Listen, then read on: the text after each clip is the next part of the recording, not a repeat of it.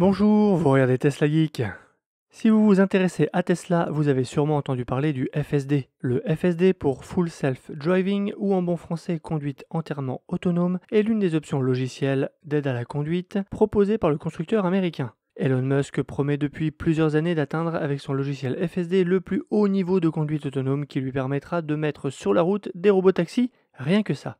Si en Europe, celle-ci n'est encore homologuée qu'au niveau 2 sur 5 de la conduite autonome, aux États-Unis, Tesla a fait de beaux progrès ces dernières années, avec ce que Tesla appelle la FSD Beta. Je vous en parlais déjà dans des précédentes vidéos et en particulier celle que j'ai fait avec Frenchy. N'hésitez pas à consulter sa chaîne si le sujet vous intéresse. Corollaire de cette amélioration, la flambée du tarif de l'option qui s'élève maintenant à 15 000 $ aux États-Unis. Cette option logicielle est liée à la voiture et de nombreux propriétaires, en particulier aux États-Unis, réclament la possibilité de transférer l'option d'une voiture à une autre. Cette impossibilité est vécue comme un frein au renouvellement de leur auto, ceux-ci ayant investi dans l'option car ils ont foi dans le concept et cette avancée technologique. Mais le tarif actuel de l'option les refroidit clairement. Eh bien, lors de la conférence du bilan financier du deuxième trimestre, le patron a confirmé qu'il sera possible de transférer l'option sous certaines conditions que je vous propose de voir ensemble après le jingle.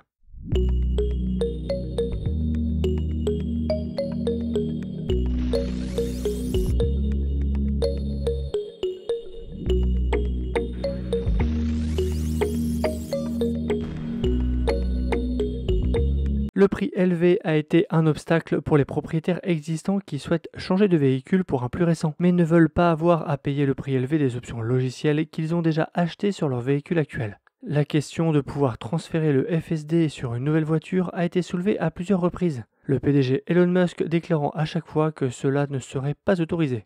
Il est revenu sur le sujet lors de l'appel aux résultats du deuxième trimestre 2023 et à la grande surprise des investisseurs et des fans de Tesla, Musk a finalement cédé et permettra aux propriétaires de transférer le FSD lors de l'achat d'une nouvelle voiture. Il y a cependant un gros hic. Il ne s'appliquera que si la commande est passée ce trimestre, et en d'autres termes avant la fin septembre. Nous sommes ravis d'annoncer que pour le troisième trimestre, nous autoriserons le transfert de FSD. Il s'agit d'une amnistie unique. Vous devez en profiter au troisième trimestre, ou au moins passer la commande au troisième trimestre dans les délais de livraison raisonnables. J'espère que cela rend les gens heureux. C'est une chose unique que nous ne referons plus, a déclaré Elon Musk. Bien que cela rende très heureux de nombreux propriétaires qui attendaient d'appuyer sur la gâchette pour une nouvelle Tesla, il y en aura beaucoup d'autres qui seront mécontents de l'offre en raison du court délai de validité. Cela est particulièrement vrai car de nombreux propriétaires attendent probablement le nouveau projet Highland Model 3 pour passer commande, qui n'a pour l'instant aucune date de sortie prévue officielle, mais devrait sortir, on le pense, très bientôt. Ça, c'est ce qui a été dit aux États-Unis, et on ne savait pas si et comment ça serait appliqué en Europe. Eh bien, grâce à un abonné Nicolas, j'ai la réponse. Voici comment ça se passe en France. Le transfert unique de FSD vers un nouveau véhicule de la gamme Sexy est autorisé dans les conditions ci-dessous. Champ d'application. Tous les marchés où les clients ont le FSD et peuvent obtenir le FSD, donc la France. Et l'EAP ou autopilote amélioré ne semble pas concerné.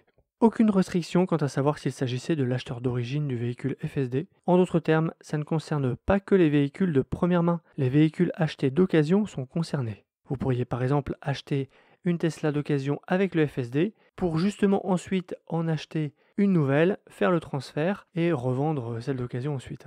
Les clients ayant un contrat de location opérationnelle avec des sociétés tierces de location et de gestion de flotte ne sont pas éligibles, à moins qu'ils ne remboursent d'abord le contrat de location et n'acquièrent la pleine propriété du véhicule. Forcément, il faut que le véhicule vous appartienne pour pouvoir en retirer l'option et la transférer.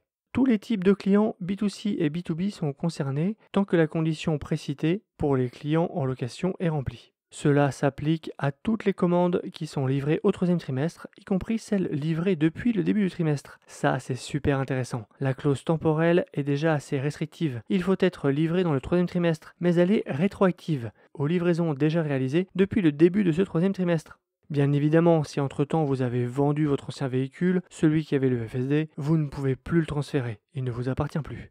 Mais concrètement, comment ça marche? Comment s'y prendre? Alors, lors de votre nouvelle commande, il faudra remplir un formulaire concernant le FSD, comme quoi vous autorisez Tesla à effectuer le transfert du VIN du véhicule actuel au nouveau VIN. Ensuite, le support Tesla enlèvera le FSD de votre véhicule et vous la mettra sur la nouvelle le lendemain de la livraison. Il faut donc commander un véhicule sans prendre l'option FSD. celle-ci sera rajoutée après avoir été enlevée de l'autre et après la livraison. Attention à ne pas vous rétracter de votre achat. Le FSD ne sera alors pas remis sur l'ancien véhicule. Il semble qu'aux États-Unis la procédure soit légèrement différente, à moins que depuis il n'ait revu le process. Il fallait commander le nouveau véhicule avec le FSD, puis demander le transfert, et enfin le prix de l'option serait déduit de la facture.